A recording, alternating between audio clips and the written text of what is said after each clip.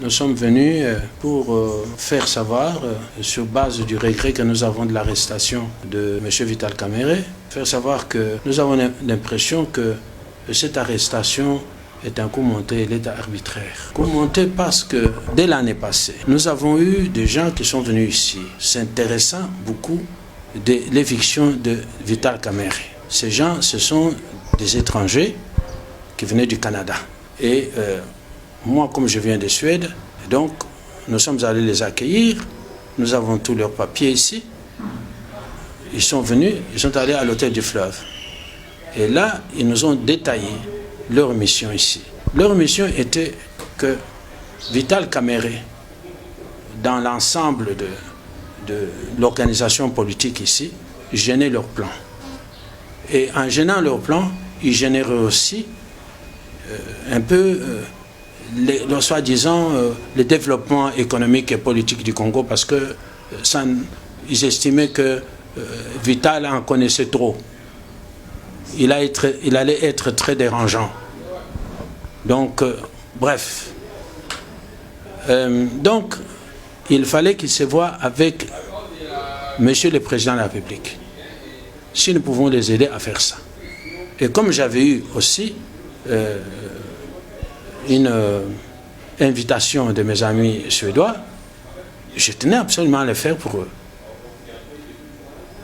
Malheureusement, j'étais trop lent pour arriver à monsieur, comment dirais-je, le Président de la République. Nous avons fait appel même aux gens du cabinet du Président de la République, l'entourage, pour qu'ils nous amènent là-bas. Eux aussi étaient en retard pour avoir le Président de la République qui avait beaucoup de charges à ce moment-là. Nous sommes partis, nous sommes revenus. Lorsque nous sommes revenus, à ce moment-là, nous avons vu le prélat de notre église ici, catholique, qui était invité par les gens du Canada, là, qui étaient venus nous voir, qui tenaient à avoir le président. Et le prélat de l'église catholique les a aidés aussi de sa façon pour obtenir des personnes qui pouvaient les amener à aller voir le président de la République. Et lui, il a réussi par le canal d'une dame qui connaissait bien peut-être l'emploi du temps du président ou qui avait des relations plus accentuées que nous. Et il les aurait amenés chez le président de la République. Quel est le message que nous voulons dire? Leur message était le suivant. Vital Kamerhe ne convient pas. Il faut enlever Vital Kamerhe de la position où il est là. Il faut avertir le président de la République de faire ça le plus urgemment que possible. On trouvait un peu impossible à penser et même à concevoir. Mais venant de là au Canada et nous montrant que c'est une vision internationale, en nous montrant qu'ils sont à la connaissance de Poutine, le président de la Russie, qui vont amener M. Félix à aller voir Poutine, en nous disant qu'ils vont voir les Américains pour amener les Américains à accepter le plan de M. Félix, au prix d'enlever, d'abord de nettoyer le cabinet, en nettoyant d'abord au premier chef M. Vital Kamerhe. C'est vous dire que nous étions étonnés. Pourquoi? C'était leur raison à eux du job qu'ils avaient à faire ici dans notre pays. Et effectivement, ils ont vu monsieur le président de la République, ils ont parlé par le canal de prélat, l'église catholique ici au Congo.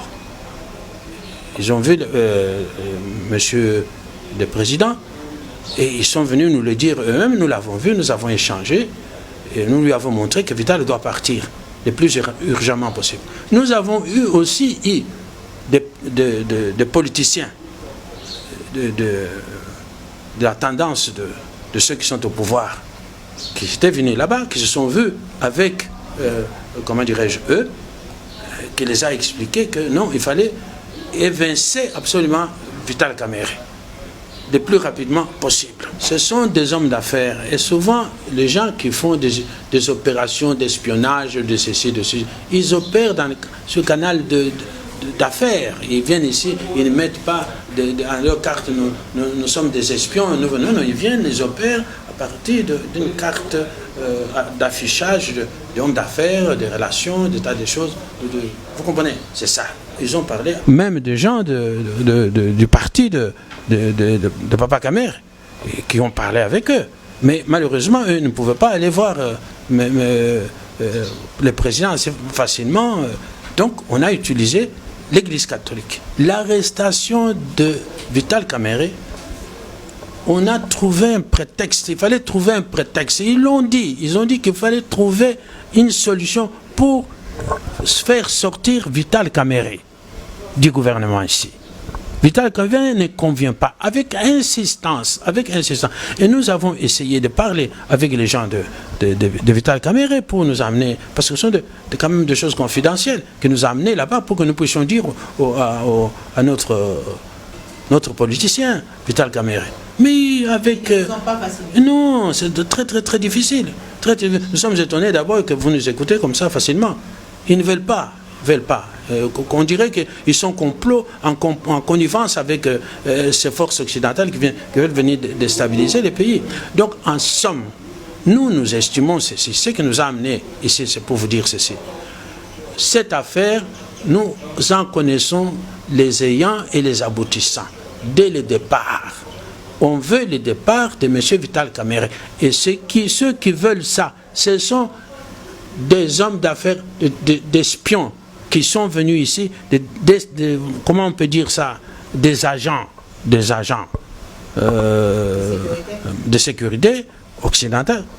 En cas de l'espèce, c'était des Canadiens, des Juifs canadiens qui sont venus ici, qui sont en rapport avec des autres agents de sécurité en Israël. Nous sommes venus d'abord les dire aux gens de Kamerhe. Nous sommes venus les dire aux gens de M. Félix, le président de la République, pour qu'ils nous amènent, parce que c'est une chose très sensible, on ne peut pas le dire comme ça.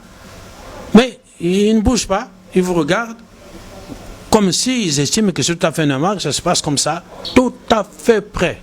Et c'est parce que vous m'avez permis de venir de parler. Donc, c'est-à-dire que je ne suis pas venu ici pour dire que donnez-moi mon transport. Non, c'est pas ça. Mais nous estimons que ce n'est pas normal, un homme comme Vital Kamerhe, quand on rentre maintenant dans un pays comme le nôtre, qu'on fait ce qu'on veut, qu'on déstabilise comme on veut, mais la prochaine fois sera mon tour ou votre tour. Et le Congo n'est pas indépendant, on n'a pas fait ces élections pour tomber dans un engrenage de gens qui nous prennent comme de faciles à mener au nez. Il faut qu'on sache que ce qui s'est passé pour Vital, une organisation, d'essayer de dominer encore le Congo d'une manière politique, qui risque de nous amener demain encore à des histoires de M23, de choses comme ça. Et on pense que, c'est que moi je pense, que Vital est gênant pour, je dis M23, ça peut être d'autres réalités, on ne sait pas demain ou après-demain qui peuvent venir. Et que le gouvernement dans lequel se trouve aujourd'hui Vital Kamerhe, on voit que Vital a peut-être quatre yeux et qui peut voir